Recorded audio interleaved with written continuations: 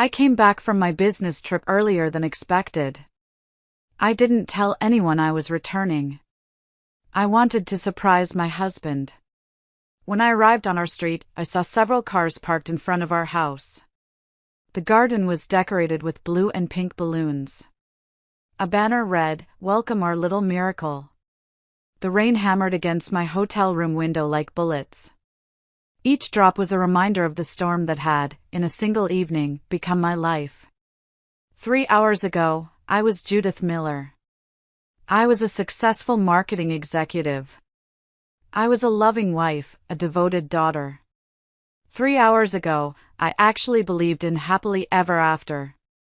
Now, I just sit here, in this generic, beige hotel room, staring at my wedding ring. This simple gold circle. It once symbolized eternal love, commitment, a partnership. Now, it's just a piece of expensive metal, and it feels like it's mocking me. My hands are shaking as I twist it. I twist it off my finger for the first time in 5 years. The pale band of skin underneath, where the ring used to be, looks naked. It looks vulnerable. Just like me. The image keeps burning behind my eyelids. I close my eyes, and it's right there, brighter than the weak lamp on the hotel desk. My husband Gregory's hands. His hands, resting so tenderly on another woman's swollen belly. My best friend Diane's face. Her radiant smile, absolutely glowing, as she accepted congratulations and gifts. In my house. In my living room. The betrayal cuts deeper than any knife ever could. It's a cold, hollow feeling that has settled deep in my stomach. But here's the thing. Here's what they don't know about me. Not really. Here's what they are all about to discover. I don't break. I rebuild. And when I'm done rebuilding, I destroy. This is my story. This is how I took back my power. This is how I made them pay. It all started just 24 hours earlier. I was rushing through Chicago O'Hare Airport. My heels were clicking, click click click, against that polished floor as I tried to navigate through the sea of people. The conference in Denver had been a huge success. We'd landed the client, and things had wrapped up a full day early. All I could think about was surprising Gregory at home. We'd been married for 5 years, but we'd been together for 7. We were college sweethearts. We built what I truly believed was an unshakable foundation. Sure, things had been strained lately. I won't lie about that. Gregory had been unemployed for 8 months, ever since his marketing firm had what they called a major downsizing. The financial pressure was all on me. The mortgage, the car payments, the utilities, everything. My salary had to cover it all. But I loved him. I really did. I believed we were strong enough to weather any storm. How naive I was. How truly, blindingly naive. I remember calling my assistant, Marilyn, from the airport gate, my carry-on bag digging into my shoulder. "Marilyn," I said, "cancel my Monday meetings. I'm flying home early. I want to surprise Gregory." "Oh, that's so sweet, Mrs. Miller," she'd said. Her voice was always so cheerful. "He's a lucky man to have you." Lucky. The word tastes like bitter acid in my mouth now.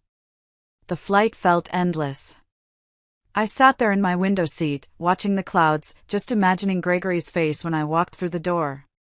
I thought maybe we'd order takeout from that little Thai place he loved. We'd watch a movie, cuddle on the sofa. We'd talk. Maybe he'd had some luck with his job interviews. Just normal couple things. Happy couple things. While we were waiting on the tarmac, my phone buzzed. It was a text from my best friend, Diane.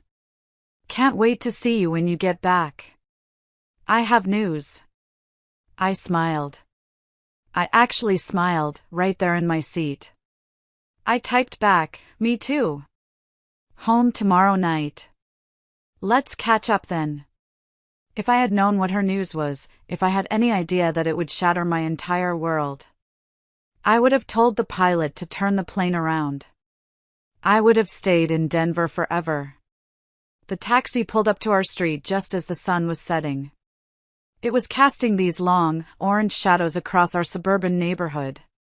We'd bought our dream house here 3 years ago. Well, that's not entirely true.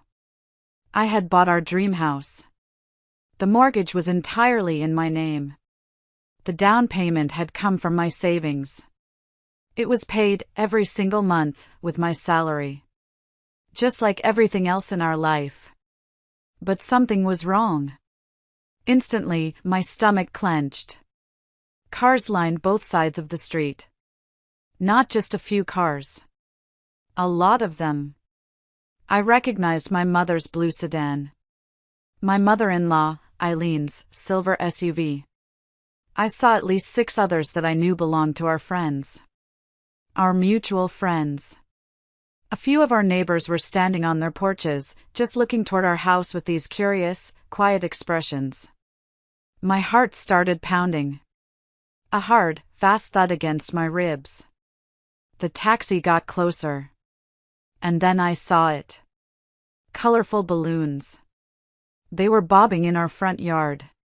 Pink ones and blue ones, tied to the mailbox. More were scattered across the porch. And a large banner stretched across our big front windows. Welcome our little miracle. My blood ran cold. The taxi driver glanced in his rearview mirror. Looks like someone's having a party at your place, he said, trying to be friendly. Yeah, I whispered. My mouth was suddenly completely dry. Looks like it. I paid the fare with trembling hands. My fingers fumbled with the cash. I stepped out onto the sidewalk, pulling my suitcase behind me. The little wheels scraped against the concrete, and the sound felt deafeningly loud in the quiet street. The sound of laughter and music drifted from inside the house. My house. The house I'd been paying for, all by myself, while Gregory looked for work. Pink and blue balloons. A baby shower banner. My best friend Diane's text echoed in my mind. I have news. Oh, no. No. No, no, no.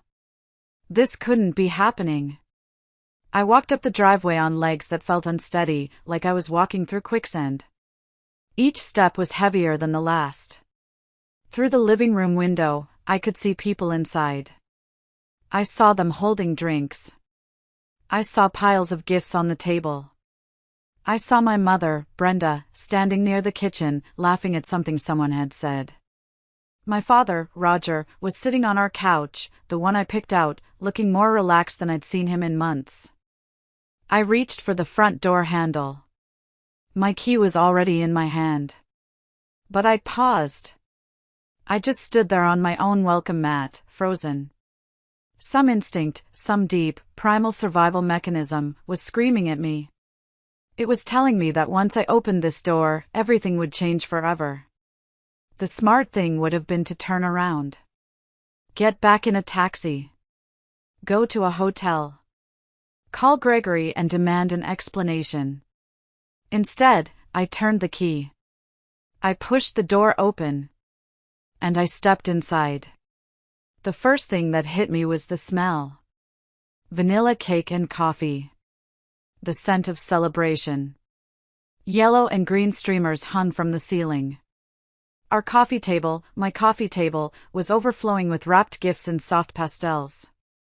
But it was the sight in the center of the room that stopped my heart. Diane. My best friend Diane. She was sitting in my favorite armchair. The plush, oversized one I'd saved for months to buy. She was glowing. She was wearing a flowing maternity dress that showed off her very, very pregnant belly. 7 months, maybe 8. She was opening gifts. A circle of women I knew, our mutual friends, my family members, were all cooing over tiny clothes and baby bottles. And there, kneeling beside her chair, was my husband. Gregory. His hand rested protectively on Diane's stomach. His face was lit up with a kind of pure joy, a blinding happiness that I hadn't seen on him in over a year. He helped her unwrap a little blue box. The tender way he touched her. The intimate smile they shared. It was everything he used to give me. Before the unemployment. Before the distance. Before whatever this was. For a long moment, nobody noticed me. I was just standing in the doorway of my own home, in my business suit, holding my suitcase. I was invisible, watching my entire life implode in real time. Then, Diane looked up.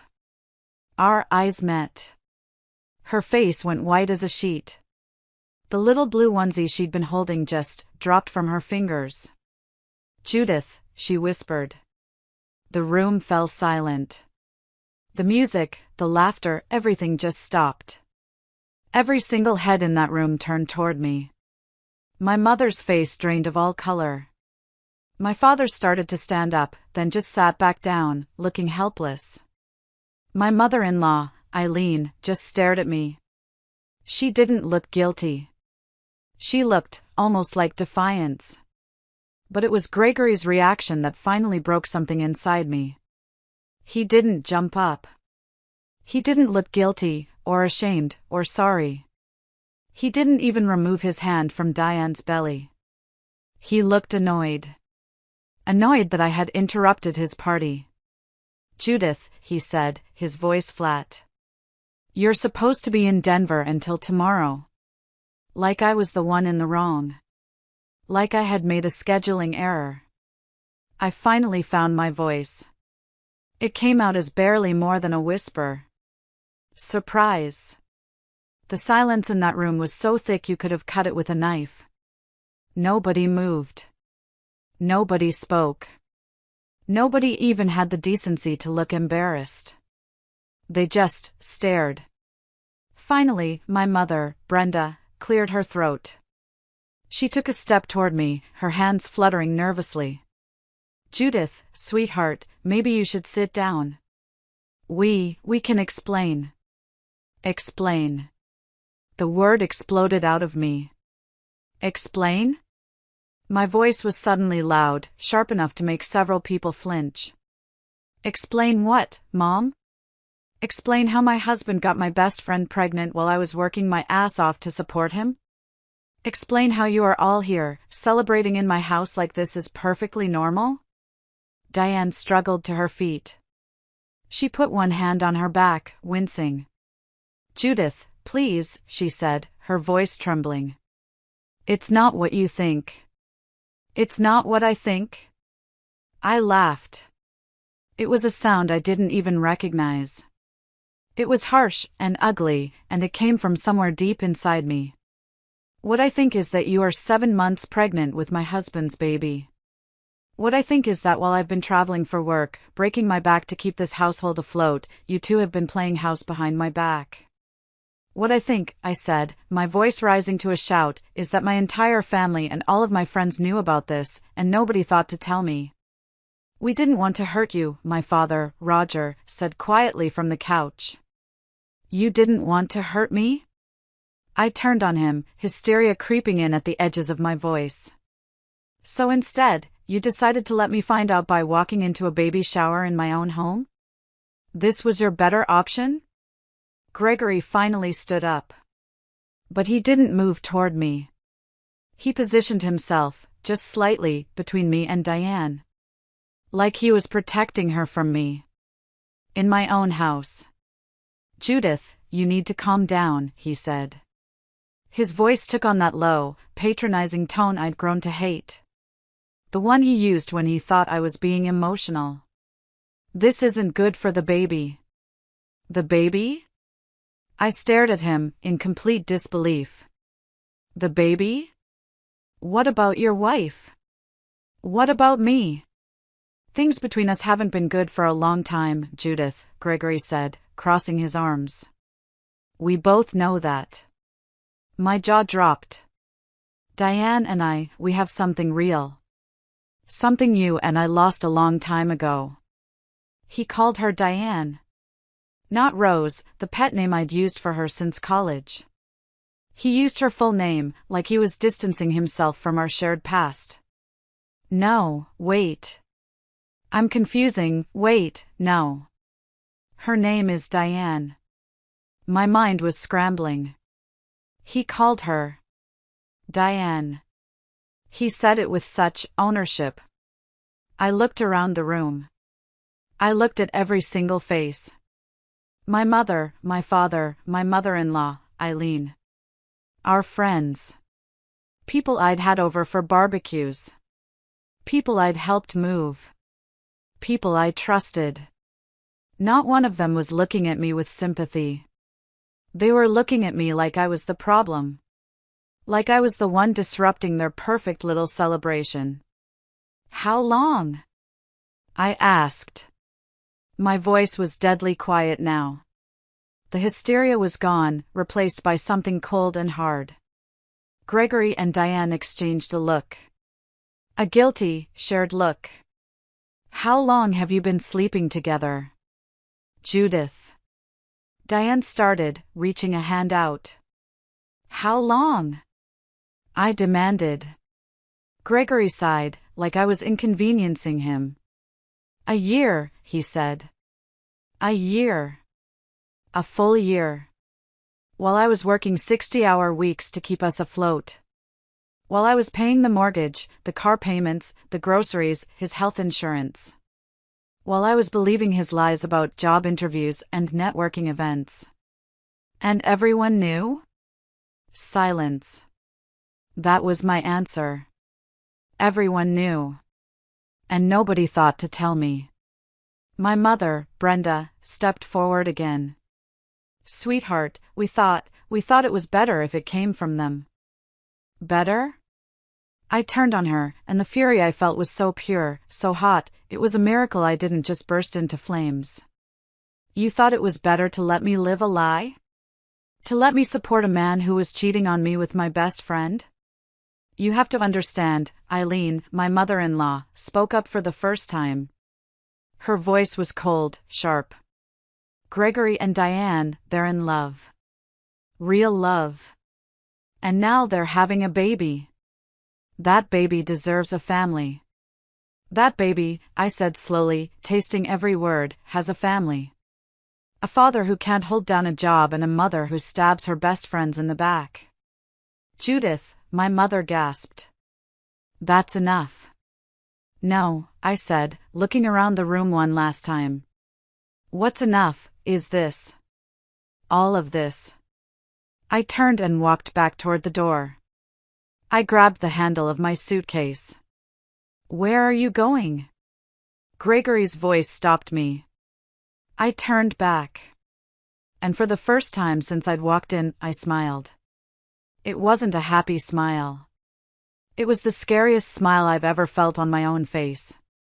I'm going somewhere I won't have to look at any of you traitors. Judith, you're being dramatic, Diane said, and now the tears were starting to flow down her cheeks. The audacity. We never meant for this to happen. It just did. But we can all still be friends. I laughed again. That same, harsh sound. Friends? You think we can be friends? The baby is going to need aunts and uncles, she pressed on, her voice getting watery. And Gregory will always be in your life. We have to find a way to make this work. Oh, sweetheart, I said, my voice dripping with a false sympathy that made her step back. You have no idea what you've just done, do you? You think this is about a baby? About love? You think you've won something here? I looked at Gregory. I memorized his face, confused, annoyed, entitled. In a few months, he was going to look very, very different. You want to know what you've won, Gregory? I said, my voice clear and carrying across the silent room. You've won your freedom. Complete freedom. Freedom from me. Freedom from my money. And freedom from the life I built for us. Congratulations. I walked out of that house. I didn't look back. I could hear them calling my name. I could hear my mother crying, and my father shouting for me to come back and talk about this. I had nothing left to say to any of them. But I had plenty left to do. If you're still listening, please help me out by liking this video and commenting the number 1 down below. It lets me know you're still here, and honestly, it means the world to know you've been on this journey with me. Your support is a huge encouragement. Please, comment the number 1 so I know you're here, and now, let's get back to the story. The Marriott downtown wasn't fancy, but it was anonymous. The walls were a dull, beige color. The art on the wall was a generic picture of a boat. It was perfect. I checked in using cash for the room and a credit card they didn't know about. It was one I'd opened years ago, just for emergencies. I suppose this qualified. I sat on the edge of the stiff bed, still in my business suit. I stared at my reflection in the mirror across the room. I looked pale. Shocked. Broken. But I wasn't broken. Not yet. I pulled out my phone and my laptop. The shock was wearing off, and something else was taking its place. It was a cold, clear focus. The kind I get right before a major product launch. I scrolled through my contacts until I found the name I was looking for, Arthur Vance. He was the lawyer who'd handled our house purchase 3 years ago. I'd kept his card because something about him impressed me. He was sharp, ruthless, and he didn't seem to believe in playing fair when the other side had already thrown out the rule book. It was almost 9 p.m. on a Friday night, but I called anyway. Vance Law, a tired but alert voice answered. "This is Arthur." "Mr. Vance, this is Judith Miller. You handled a real estate transaction for me 3 years ago. I need to file for divorce. And I need to do it fast." There was a pause. I could hear him shifting in his chair. "Mrs. Miller, it's pretty late. Are you sure you don't want to sleep on this? A divorce is a big decision. My husband has been cheating on me with my best friend for over a year. She is 7 months pregnant with his baby. I just found out 3 hours ago when I walked into a surprise baby shower in my house. The house I pay for. Everyone I trusted, including my entire family, knew about it and said nothing. Mr. Vance, I said, my voice steady, I have never been more sure of anything in my life. Another pause.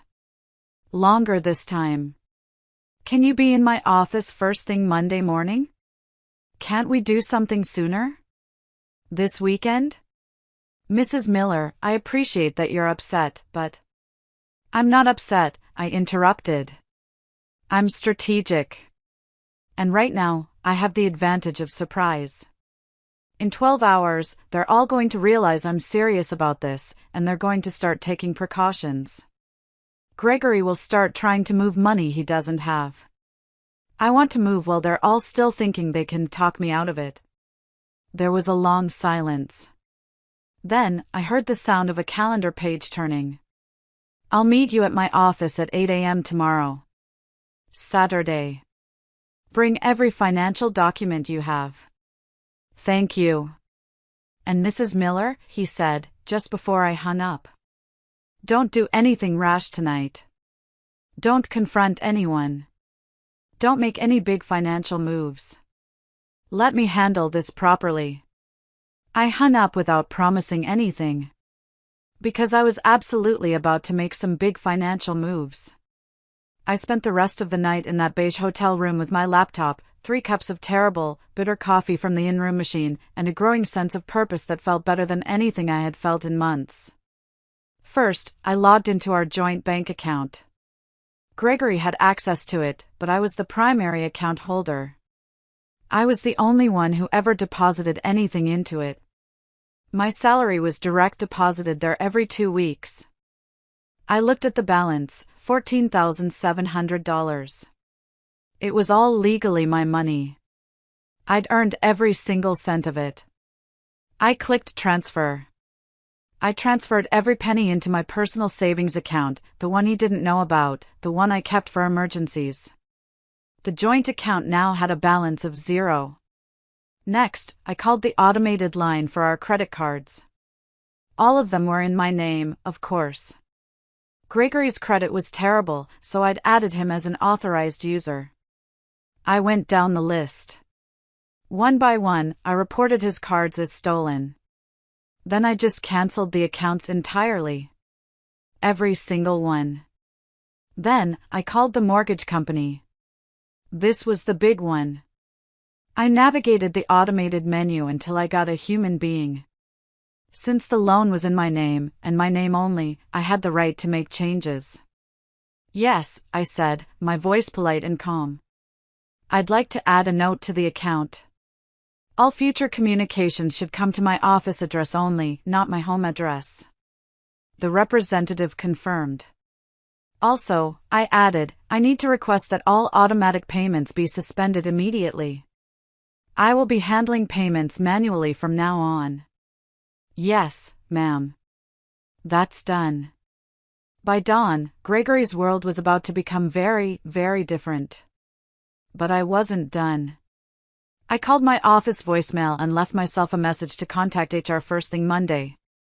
I needed to change my emergency contact information and, more importantly, my beneficiaries. I also made a note to call our insurance company. I needed to know how fast I could remove Gregory from my excellent health plan. Every single safety net I had built for him over 5 years of marriage was about to disappear. As the sun came up over the city, I felt something I hadn't felt in years. Power. Real power. The kind that comes from finally seeing clearly after months of living in a fog. My phone had been buzzing all night. Non-stop. Calls and texts from Gregory, from Diane, from my parents. I hadn't read any of them. But now, I opened the message thread. Gregory, Judith, where are you? We need to talk. Gregory, you're being crazy about this. Come home. Gregory, I know you're upset, but you can't just disappear. Gregory, seriously, where the hell are you? Pick up. Mom, sweetheart, please call me. We love you. This is all a misunderstanding. Dad, don't do anything you'll regret, Judith. Think about your family. Diane, Judith, I am so sorry. I never wanted you to find out like this. Please let me explain. Diane, the baby needs stability. We all need to figure out how to move forward together. I deleted every message without responding. At exactly 8 a.m. on Saturday morning, I was sitting in Arthur Vance's office. It was dark wood, leather chairs, and smelled like old books. I had a thick folder of financial documents and a yellow legal pad covered in my notes from the night before. He looked at me over his reading glasses as I laid out my list of actions. You've been busy, he said, one eyebrow raised. I'm just getting started. Mrs. Miller, I have to ask, he said, steepling his fingers. Are you sure you want to go scorched earth on this? Sometimes in cases like these, mediation can. I interrupted him. Mr. Vance, let me be very clear. My husband has been unemployed for 8 months. In that time, I have paid our mortgage, our car payments, our insurance, our groceries, our utilities, everything. My salary has been our only income. He has contributed nothing. Meanwhile, he has been having an affair with my best friend and got her pregnant. My entire family knew about it and said nothing. I leaned forward in my chair. They had their chance to do the right thing. Now it's my turn. What are my goals here? I want him to get nothing. Not 1 penny of alimony. Not 1 cent of my retirement accounts. Not 1 piece of furniture from that house. I want him gone. And I want him to understand that actions have consequences. He nodded slowly, a small smile playing on his lips. The house is entirely in your name, you said. Bought before the marriage? No, I corrected. I bought it during the marriage, but with my own income, and the loan is in my name only. He never signed a thing. And your retirement accounts? All mine. My 401k from my job. I was the only one contributing. This might be easier than I thought, he said, making notes. Illinois is an equitable distribution state, but given that you kept most assets separate and he contributed so little financially, we can definitely work with this. This is good. There's something else, I said. I want this done fast. I don't want to drag this out for months. How fast? How fast can it be done if he doesn't contest it? If he agrees to everything, Vance said, 6 weeks, maybe 8. And if he fights it? Could be 6 months. Or more. A nasty divorce can drag on. I smiled. The same cold smile from the night before. He won't fight it. Trust me. He can't afford to. I didn't go home that weekend. I stayed in that hotel, eating room service, and planning. I felt like a general mapping out a campaign. On Monday morning, I went to work as usual. I put on my best suit, did my makeup, and walked in with my head held high. My first stop was HR. Sandra, I said to the HR manager, closing the door to her office. I need to make some changes to my emergency contact information and insurance beneficiaries. Oh, of course, she said, pulling up my file. Is everything all right? I'm filing for divorce, I said, my voice perfectly level. Her expression shifted instantly to one of professional sympathy. Judith, I'm so sorry. What do you need from me? Within an hour, Gregory was removed from my health insurance. He was removed from my life insurance policy. He was removed as the beneficiary of my 401k. My emergency contact was changed to my Aunt Peggy, the only family member who hadn't been at that baby shower. Then, I went back to my office, closed the door, and called the mortgage company again. Hello, I said. I'd like to know what happens if I stop making payments on my mortgage. The customer service representative paused. Well, ma'am, you'd be in default after 30 days. And we would begin foreclosure proceedings after 90 days. And if I wanted to sell the house quickly? Are you having financial difficulties, Mrs. Miller? We have programs. No financial difficulties, I said. I just want to know my options. I took notes on everything she told me. By Tuesday, Gregory was starting to feel it. He began calling my office. Mrs. Miller, my assistant, Marilyn, buzzed me, her voice careful. There's a Gregory Miller on line 2. He says he's your husband. Tell him I'm not available, Marilyn. I'm in a meeting. An hour later, Mrs. Miller, he's on line 2 again. He says it's an emergency. I'm still in that meeting. He's called 4 times today, Marilyn told me at the end of the day, looking worried. Then tell him I'm not available 4 times. And from now on, please just send him to my voicemail. On Wednesday, he started showing up at my office building. The lobby security guard called my desk. Mrs. Miller, there's a gentleman in the lobby demanding to see you. A Mr. Miller. He seems very agitated.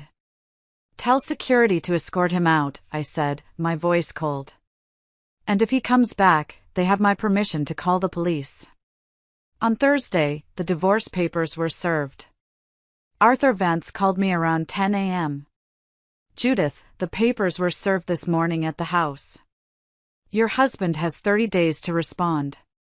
How did he take it?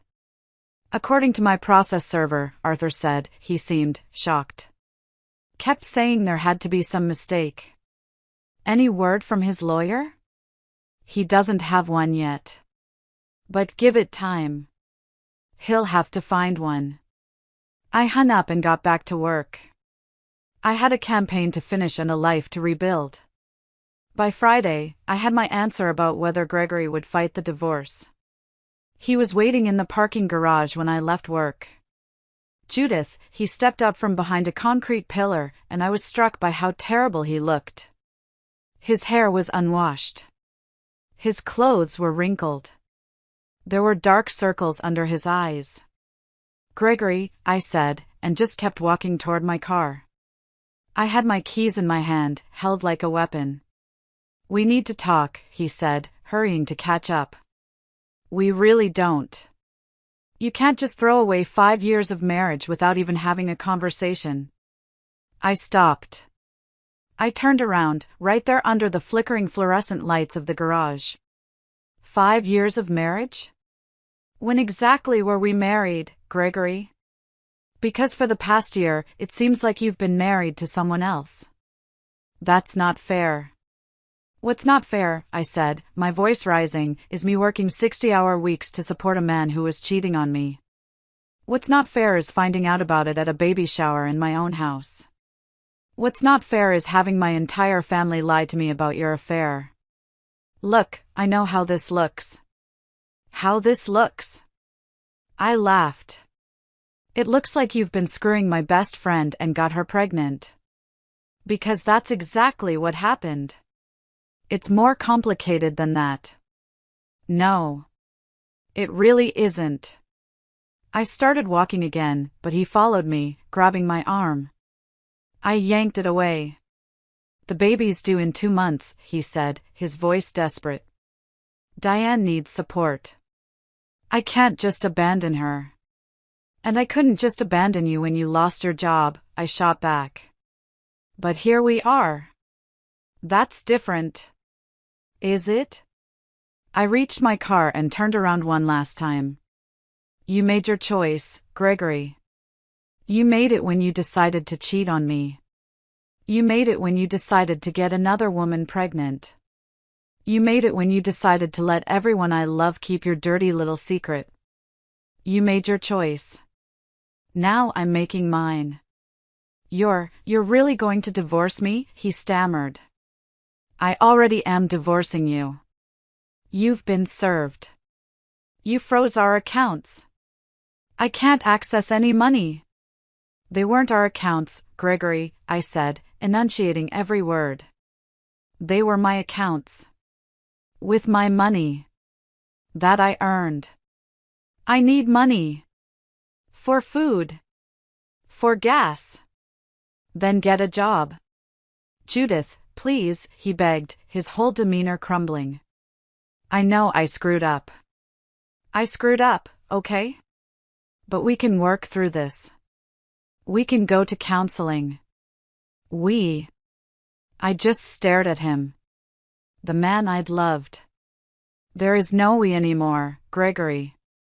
There's you, and your pregnant girlfriend, and your baby. That's your family now. Deal with it." I got in my car, locked the doors, and drove away, leaving him standing alone in the parking garage. That night, I called my Aunt Peggy. She was my mother's younger sister, and the only family member who lived out of state and hadn't been at that party. "Judith, sweetheart," she said, her voice warm and gravelly. "I was wondering when you'd call. I heard what happened." "You heard?" "Your mother, Brenda, called me. She's worried sick about you." I felt my spine stiffen. "Are you going to try to talk me into forgiving him, too?" There was a pause. "Baby girl," Aunt Peggy said, "I've been married 3 times. 2 of those men cheated on me. You want to know what I learned?" "What?" "A man who cheats on you when you're supporting him isn't a man worth keeping. He's a parasite. And family who knows about it and doesn't tell you? They aren't family worth having." I started crying. For the first time since this whole thing began. Not quiet tears, but big, ugly, gasping sobs. "You come stay with me for a while," Aunt Peggy said, her voice firm. "You pack a bag, and you come to my house. And don't you dare feel guilty about protecting yourself." I moved in with Aunt Peggy the following week. She lived in a cozy little townhouse about 20 minutes from my office. It smelled like cinnamon and old books. And for the first time in months, I felt like I could actually breathe. We'd sit in her living room at night, watching old black and white movies, drinking tea. "How are you handling the money situation?" she asked over coffee one morning, buttering a piece of toast. "What do you mean?" "Well," she said, "if you were supporting Gregory, and now you're not." I smiled. "That's the beautiful part, Aunt Peggy. I'm not handling the money situation. He is." By the third week after I'd served him papers, the reality of his situation was starting to sink in. I knew this because Marilyn at my office had been fielding increasingly desperate calls. "He called 6 times yesterday," she told me, looking concerned. "He sounded pretty upset." "What did he want?" "He wanted to know when you were going to stop this nonsense and come home." I told him you weren't available. Then he asked if I knew where you were staying. I told him that wasn't my business to share. "Good. Thank you, Marilyn." What Gregory didn't know yet was that I'd also called the mortgage company and requested a payoff quote. The house was worth about $180,000, and I owed $140,000. I could pay it off entirely and sell it, or I could just let it go into foreclosure. Either way, he was going to be homeless soon. The first sign that reality was hitting the rest of the family came in the form of a call from my mother. "Judith, you have to stop this," she said, without any preamble, when I answered the phone. "Stop what, Mom?" "This. All of it. This divorce. Gregory is falling apart." "Good," I said. "That's a terrible thing to say, Judith." "Is it?" "Because I think it's a terrible thing to cheat on your wife with her best friend. I think it's a terrible thing to get her pregnant. People make mistakes." "He's sorry." "Mom, if you called to lecture me about forgiveness, you can save your breath. I'm not interested." "But what about Diane?" she pleaded. "She's 8 months pregnant now. The stress of all this isn't good for the baby." "Then maybe she shouldn't have gotten pregnant by a married man." "Judith." "No, Mom. You don't get to be shocked by my reaction. You were at that baby shower. You knew about the affair and you said nothing. You chose their side over mine." "We never chose sides." "You absolutely did," I said, my voice shaking with anger. "You chose to keep their secret.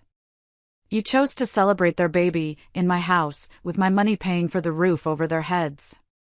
You chose everyone else over your own daughter." There was just silence on the other end. "I have nothing else to say to you, Mom." I hung up. But the calls kept coming. From my father, Roger. From my mother-in-law, Eileen, who told me I was being cruel and selfish.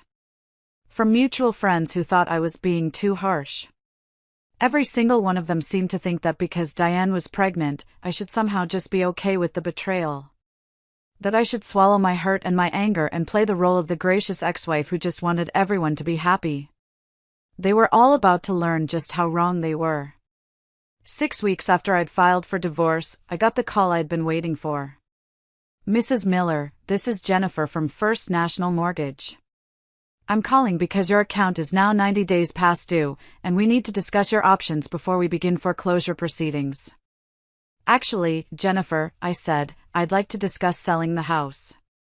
"Oh. Well, that changes things.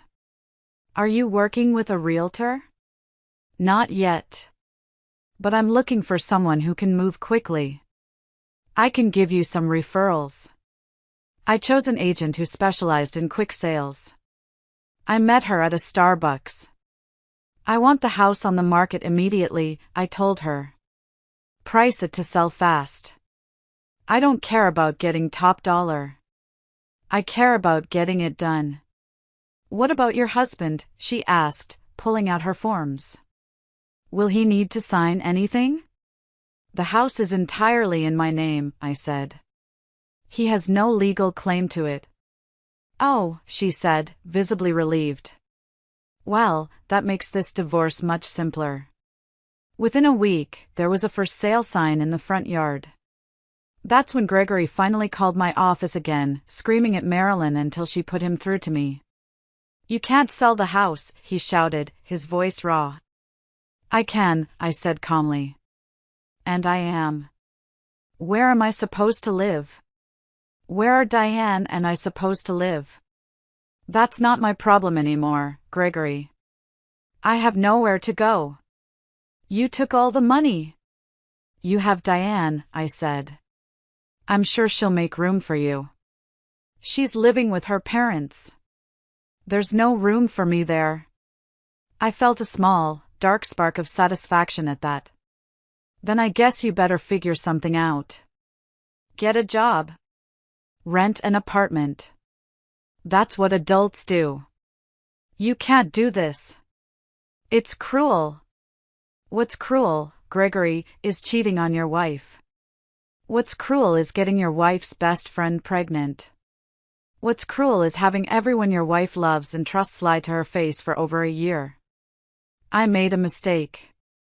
You made a choice. Now live with it. Judith, please. I'm begging you. Don't do this. For just a moment, just 1 second. I wavered. This was the man I'd loved for 7 years. The man I'd planned to grow old with. Hearing him beg, it was harder than I'd expected. But then I remembered the look on his face when I'd walked into that baby shower. The way he'd positioned himself between me and Diane, like I was the threat. The way he'd talked about the baby while treating me like an inconvenience. You made your bed, Gregory, I said, my voice firm again. Now lie in it. With your pregnant girlfriend. I hung up. 2 days later, the house sold. The buyers were a young couple who could close in 3 weeks. They offered asking price. I signed the papers. I used the proceeds to pay off the mortgage entirely. The rest went straight into my savings account. I was now completely debt-free and had enough money to start over anywhere I wanted. But I wasn't leaving town just yet. I wanted to watch the rest of this play out. About 3 months after I'd filed for divorce, I ran into an old colleague at a coffee shop downtown. Sarah had worked at Gregory's old company before she moved to a different firm. Judith. How are you? She said, giving me an awkward hug. I heard about my divorce? I said, sipping my latte. I'm great, actually. Better than I've been in years. I'm glad, she said, looking relieved. You deserve better than, well, anyway. She paused, stirring her coffee. I don't know if I should tell you this, but I saw Gregory last week.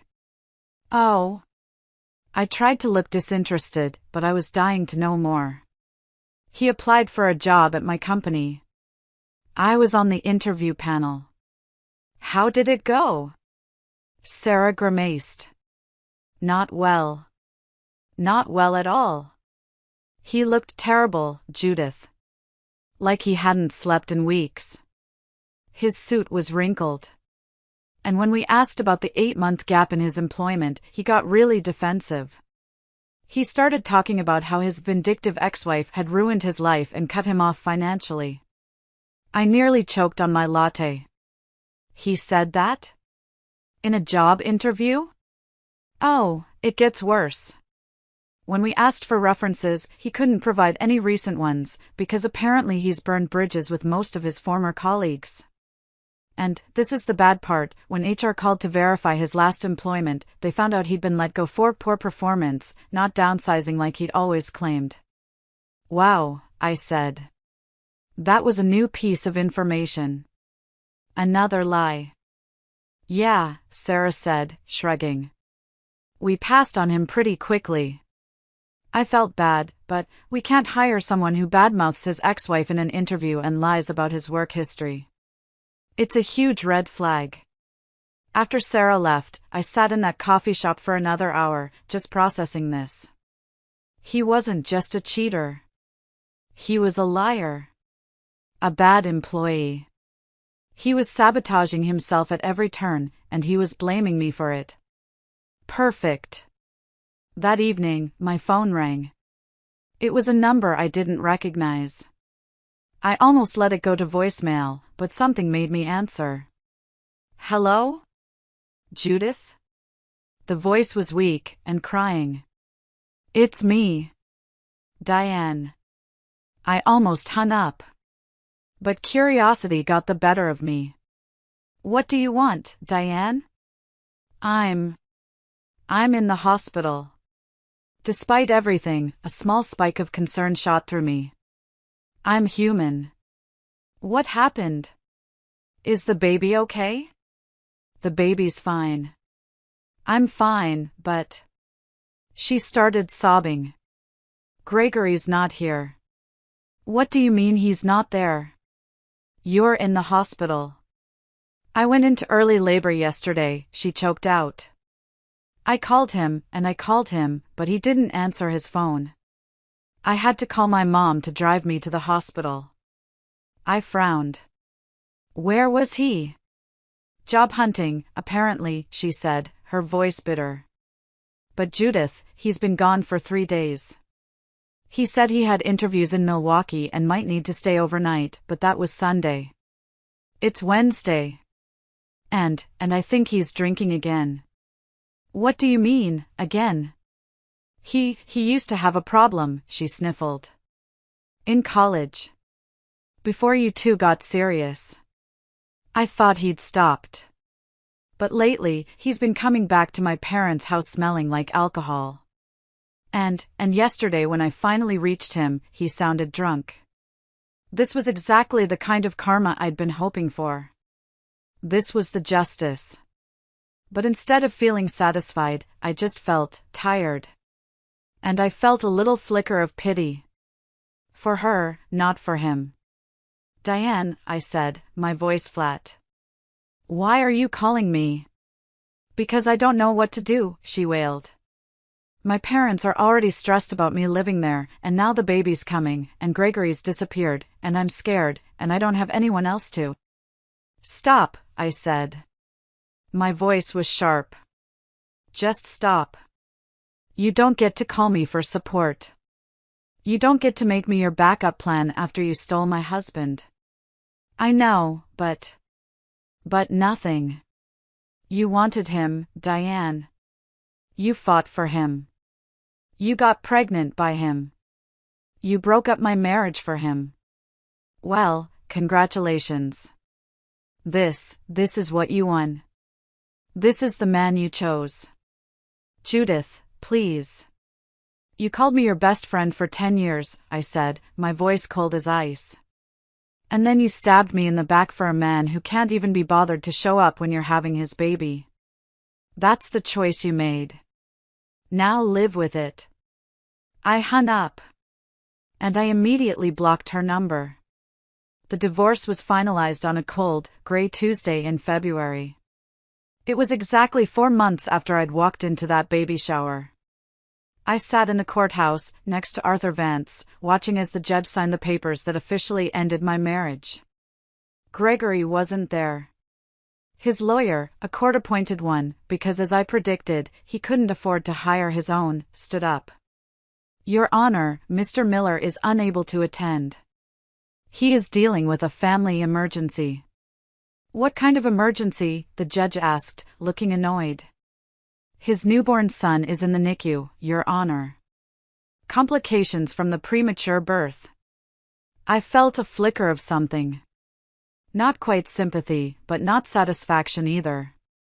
A baby in the NICU was serious, regardless of the circumstances of his conception. But then the lawyer continued, Mr. Miller is also currently seeking treatment for alcohol dependency. And there it was. The final domino. Arthur leaned over and whispered, Are you okay with proceeding without him here? Absolutely, I whispered back.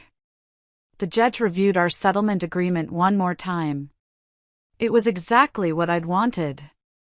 I kept everything that was legally mine, which, as it turned out, was nearly everything. The proceeds from the house sale, my retirement accounts, my car, my personal belongings. Gregory got nothing. Except his clothes and his debts. Mrs. Miller, the judge said, do you understand that this agreement means you will receive no alimony and you will owe no alimony? Yes, Your Honor. And you are satisfied with this arrangement? Completely, Your Honor. Very well. The marriage between Judith Miller and Gregory Miller is hereby dissolved. Just like that. It was over. Walking out of that courthouse, I felt lighter than I had in years. The winter air was crisp and clean, and for the first time since this whole nightmare began, I felt like I could see my future clearly. So, what's next for you, Judith? Arthur asked, walking me to my car. I've been offered a promotion at work, I said, smiling. Senior Vice President of Marketing. It would mean relocating to our Seattle office. Congratulations. You taking it? I think so, I said, looking up at the gray sky. There's nothing keeping me here anymore. 6 months later, I was settled into my new life in Seattle. I had a corner office with a view of Puget Sound. I had a small but beautiful apartment in Capitol Hill. And for the first time in years, I was dating again.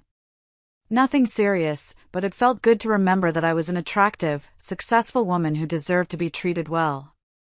I hadn't heard anything about Gregory or Diane since the divorce, and I was happy to keep it that way. But Aunt Peggy, who'd moved to Portland to be closer to me, occasionally brought news from Chicago. Your mother called me last week, she said over dinner at my favorite seafood place. Oh. I sighed. Let me guess. Gregory's doing terrible and it's all my fault.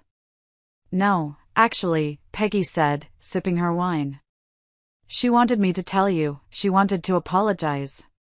I nearly dropped my fork. What? Apparently, Diane finally told them the whole truth about how the affair started. Which is? Peggy pulled out her phone and squinted at her notes. According to your mother, Diane admitted that she pursued Gregory. Aggressively. Started showing up at your house when she knew you were traveling. Bringing him food, offering to help with job applications. Your mother said Diane told her she'd been attracted to Gregory since college, but never acted on it until she saw an opportunity, when he was vulnerable and you were busy. I felt a strange mix of vindication and disgust. So she's admitting she deliberately broke up my marriage. Gets worse, Peggy said. She also admitted that she lied about the timeline. The affair didn't start a year ago. It started almost 2 years ago. Right after Gregory lost his job. 2 years. 2 full years. While I was working myself to death to keep us afloat. While I was comforting him. While I was making excuses for him. There's more, Peggy continued. Apparently, Gregory's been in and out of rehab 3 times since the baby was born. Diane finally threw him out permanently last month. She filed for a restraining order. Said he'd gotten violent when he was drinking. I sat back in my chair, processing this. Where is he now? Homeless, near as anyone can tell, Peggy said bluntly. Living out of his car when he can afford gas. Crashing at shelters when he can't. I should have felt triumphant. This was everything I'd wanted, wasn't it? Complete destruction of the man who'd betrayed me. But instead, I just felt empty. 8 months after my divorce was finalized, I flew back to Chicago for a work conference. I hadn't planned to see anyone from my old life. But fate, it seems, had other plans. I was walking out of my hotel on my last night in town, heading to my rental car. And I saw him. Gregory was sitting on a bench outside the Starbucks across the street. For a moment, I didn't recognize him. He'd lost at least 30 pounds. His hair was longer and unkempt, greasy. His clothes looked like they hadn't been washed in days. He was just staring at nothing, holding a cardboard cup. This was the man who had broken my heart. The man I'd loved for 7 years. The man I'd supported and trusted and believed in. He looked like a ghost. A hollowed-out shell. I should have walked away. I should have gotten in my car and driven to the airport without looking back. Instead, I found myself crossing the street. "Gregory?" He looked up. And I saw the exact moment he recognized me. His face went through a whole series of emotions, surprise, then shame, then a flicker of hope, then just despair. It finally settled on resignation. Judith. I sat down on the other end of the bench. I kept my purse between us. He smelled like alcohol and cigarettes. I could see his hands shaking as he held his coffee cup. "You look..." He trailed off, shaking his head. "You look amazing. Success suits you." "Thank you." We sat in silence for a few minutes. The sound of the city traffic rushed by. "I heard about the baby," I said finally. "Congratulations." He laughed. It was a bitter, broken sound. "Congratulations. I haven't seen him in 2 months. Diane won't let me anywhere near him. She has a restraining order. Maybe that's for the best." "Yeah," I said quietly. "Probably." He took a sip of coffee. I really screwed up everything, didn't I?" "Yes," I said. "You did." He shook his head again. "I don't know what I thought. That the grass was greener, I guess. That if I could just start over. With someone who didn't know what a failure I was." "I never thought you were a failure, Gregory." "No, but I sure felt like one," he said, looking at his shoes. "You were so successful. So put together. And I was just this unemployed loser living off his wife's money. So, you decided to cheat on me with my best friend." "I decided to be selfish," he whispered. "I decided to take the easy way out instead of dealing with my problems." He finally looked at me, his eyes bloodshot. "I'm sorry, Judith. I know that doesn't mean anything now. But I am so sorry." I studied his face. I was looking for the old charm, the manipulation he'd always been able to turn on when he needed something from me. But I didn't see any of that. I just saw a broken man who had destroyed his entire life through his own terrible choices. "She admitted that she came after you," I said. "Yeah. Took her long enough," he said, rubbing his face. "You want to know the really screwed up part? I knew you were the better woman. I always knew that. You were loyal and hardworking and honest. You were everything I wasn't." "Then why, Gregory?" "Why?" "Because," he said, and his voice broke. "Because she made me feel like I was worth something. Like I was desirable, instead of just tolerated. She looked at me like I was a prize, instead of a burden." He laughed that bitter laugh again. "Turns out, when you get the prize, you realize it's not worth what you paid for it."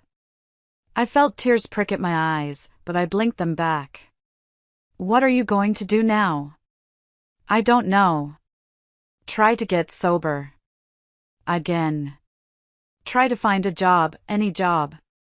Try to figure out how to be a father to a son I'm not allowed to see." "You could move away," I suggested. "Start fresh somewhere else." "With what money?" he said, gesturing to himself. "I can barely afford gas for my car, and that's when it's running." I reached into my purse and pulled out my wallet. I had about $60 in cash. Without thinking, I just handed it to him. He stared at the money like it was a snake. I can't take this." "It's not a loan," I said. "It's not charity. It's just closure. You apologized. I believe you mean it. This conversation, this is the ending our marriage should have had. Civil, honest. Human. He took the money with shaking hands. Thank you. Don't thank me. Just try to be better. For your son, if not for yourself. I stood up to leave. Judith, his voice stopped me. Yeah? You were right, he said, looking up at me one last time. You were right to leave me. You were right about everything. I looked down at him, this broken shell of the man I'd once loved. And I felt something I hadn't expected to feel. Peace. I know, I said.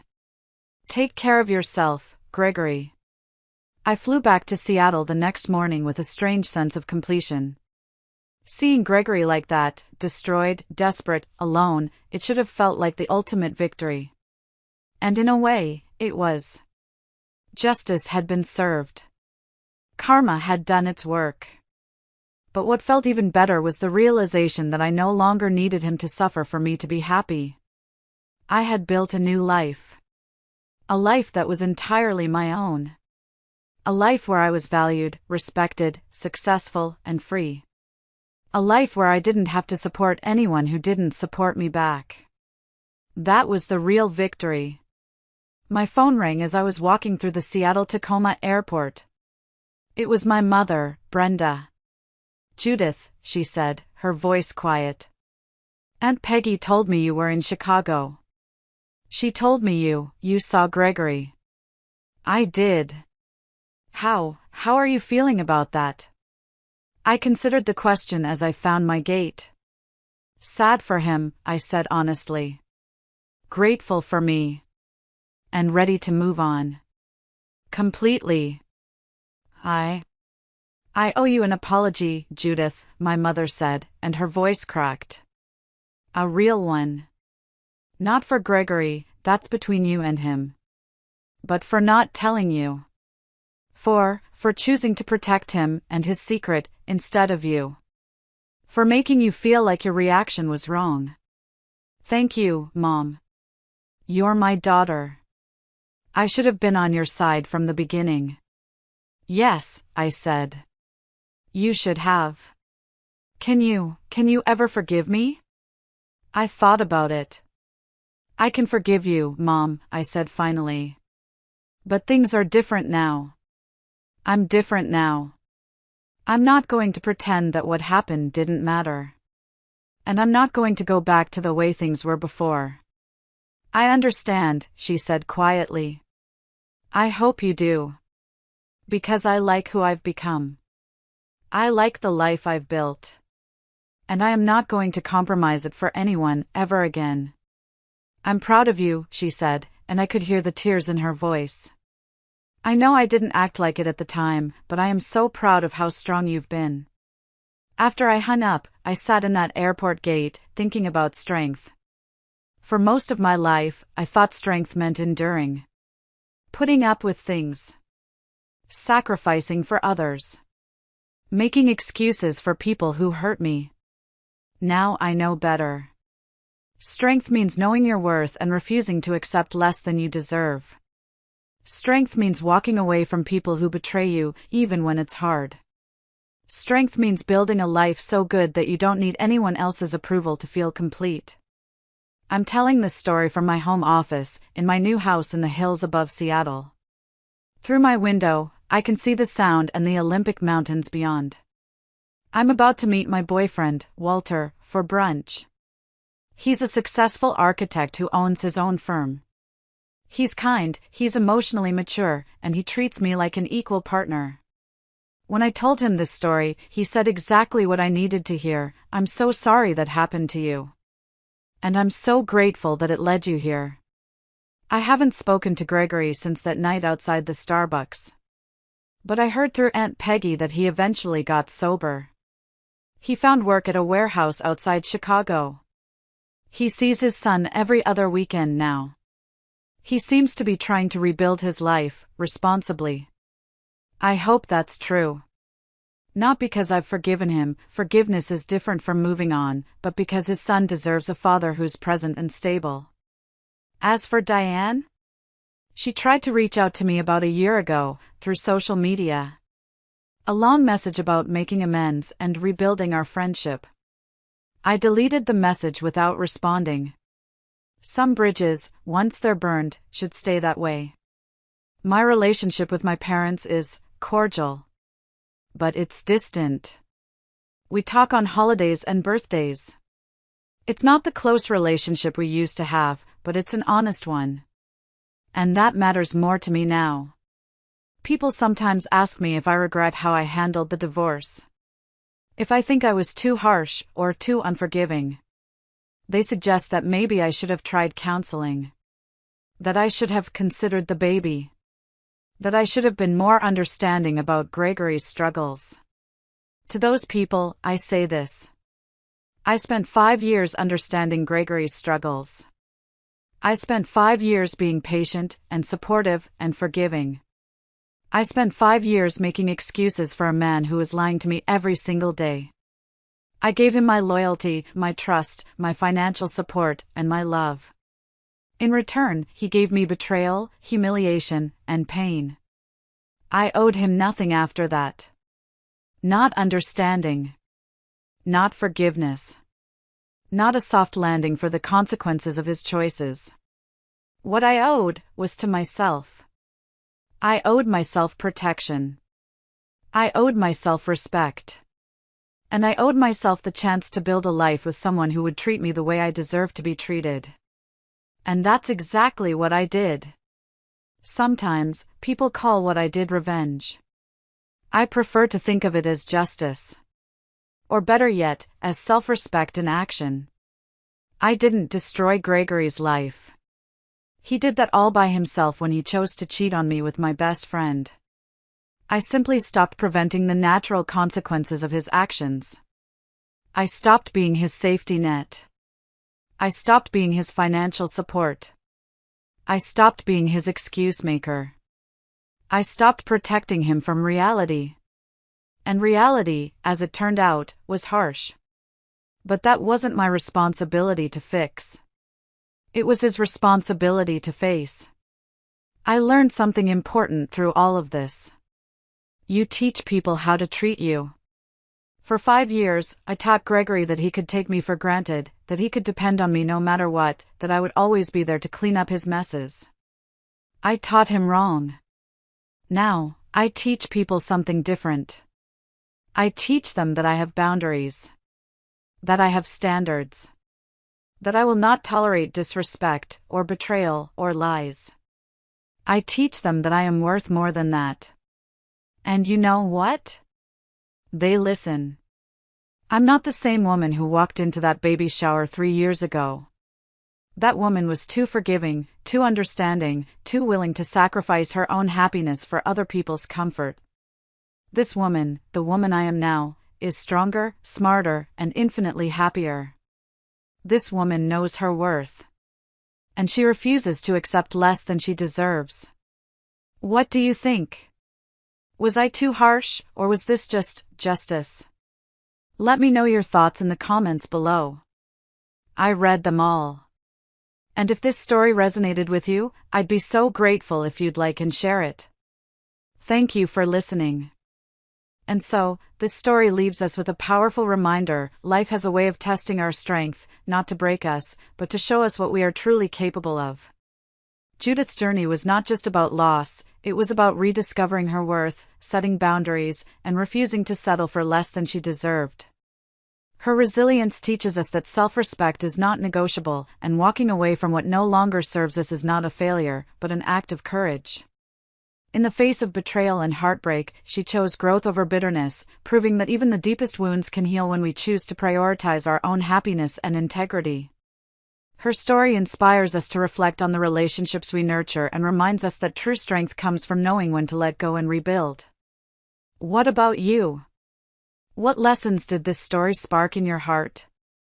Share your thoughts below or simply comment good if this reflection resonates with you. Let's inspire each other to live with strength and self-respect.